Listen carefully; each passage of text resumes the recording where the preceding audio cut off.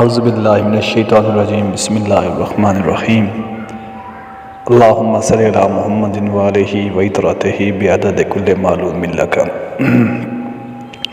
Dear student, السلام علیکم ورحمۃ اللہ وبرکاتہ. امید ہے آپ سب خیریت سے ہوں گے. آج تھوڑا سا لیٹ آپ کے پاس پہنچا ہوں لیکچر لے کر، کیونکہ آپ سے پہلے ایم اے کی کلاس چل رہی تھی، ان کا لیکچر مکمل کیا ہے. آج آپ کا جو بقایا حصہ رہ گیا تھا مینیجنگ کمیونیکیشن پرابلم والا، تو بیٹے اس کو میں مکمل کر رہا ہوں. تو کل ہم نے جہاں پہ چھوڑا تھا اپنا لیکچر وہ تھا لیک آف اسکل.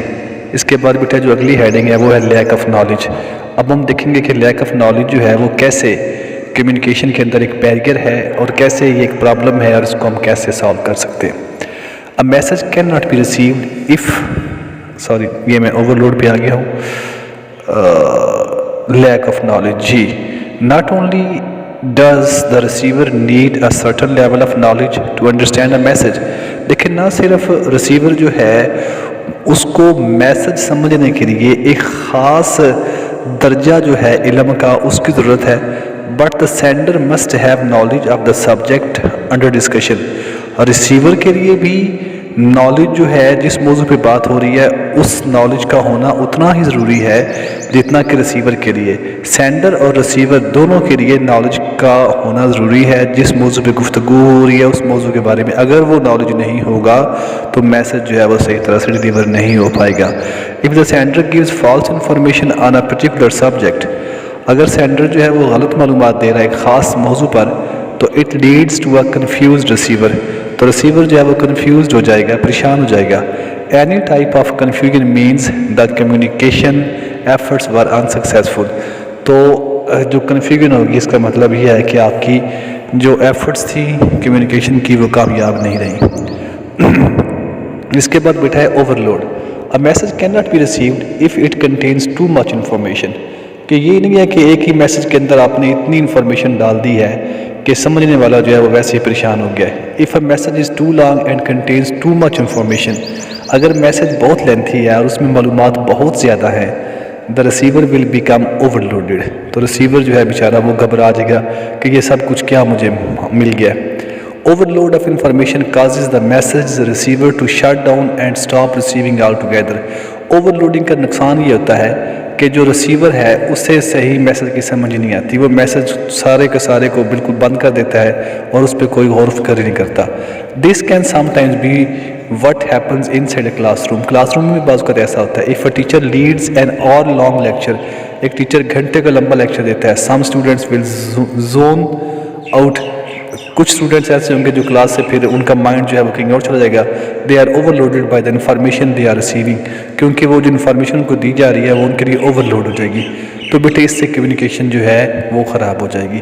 اس مسئلے پر ہم کیسے قابو پا سکتے ہیں کہ ہمیں ایک سفیشینٹ کوانٹٹی جو ہے وہ اسٹوڈنٹس کو ٹرانسفر کرنی چاہیے، اور اسی طرح جب ہم میسج انکوڈ کر رہے ہیں تو مناسب مقدار میں مناسب انفارمیشن پہنچائی جائے.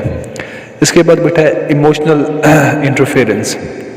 اینگر، جوئے، ریسینٹمنٹ میں ناراضگی.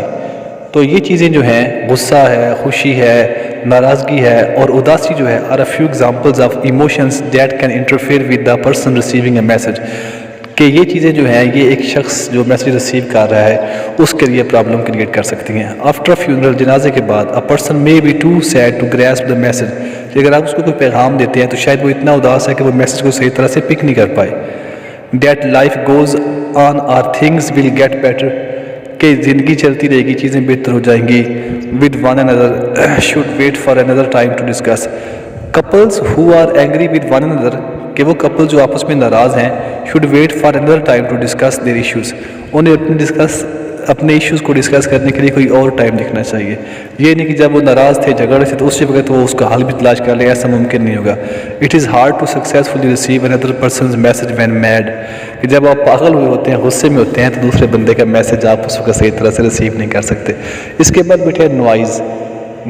شور جو ہے outside interference in communication is also known as noise, کہ جو باہر سے کوئی انٹرفیئرنس یا مداخلت ہو رہی ہے کمیونیکیشن میں اسے ہم شور کہتے ہیں. A bad phone connection، آپ کا فون کنیکشن ٹھیک نہیں تھا، can interfere with communicating effectively over the phone. If the internet is down، internet down تھا، it can keep an email from reaching other persons. Another type of noise involves the communication channel you use. کہ جو آپ communication channel use کرتے ہیں اس سے noise پیدا ہوتا ہے. Talking on the phone can cause communication error because the sender and receiver aren't able to see the expressions on the other person's face. کہ جو ٹیلی فون پہ بات ہو رہی ہوتی ہے اس سے لوگوں کے چہرے نظر نہیں آ رہے تھے, اس لیے سینڈر اور ریسیور جو ہیں ایک دوسرے کے فیس کو ریڈ نہیں کر پاتے اور کمیونیکیشن صحیح طرح سے نہیں ہوتی. Thus the above discussed problems can create hurdles in effective communication, and if the problems are skillfully managed, communication can be very successful, easygoing and pleasant. اگر آپ ان سارے پرابلمس کو اچھی طرح سے سنبھال لیں گے اور صحیح مہارت سے دیکھ لیں گے تو آپ کی کمیونیکیشن سکسیزفل ہوگی, ایزی گوئنگ ہوگی اور خوشگوار ہوگی. یہ بیٹے آج آپ کا ٹاپک 1 کلیئر ہو گیا ہے. ٹھیک ہے, اس میں نے بتا دیا ہے کہ کون کون سی چیزیں ہیں جو انسان جب کمیونیکیٹ کرتا ہے تو اس میں ہرڈل بنتی ہیں اور ان کو ہم کیسے سارٹ آؤٹ کر سکتے ہیں, کیسے حل کر سکتے ہیں بیٹے, اس کا بھی ذکر ہو گیا. آج کا لیکچر بیٹے ختم ہوا.